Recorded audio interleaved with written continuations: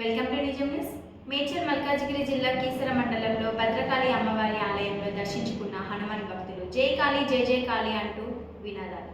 మేడ్చల్ మల్కాజ్గిరి జిల్లా కీసర మండలంలో భద్రకాళి అమ్మవారి ఆలయంలో దర్శించుకున్న హనుమాన్ భక్తులు జై కాళీ జై జై కాళీ అంటూ వినాదాలు.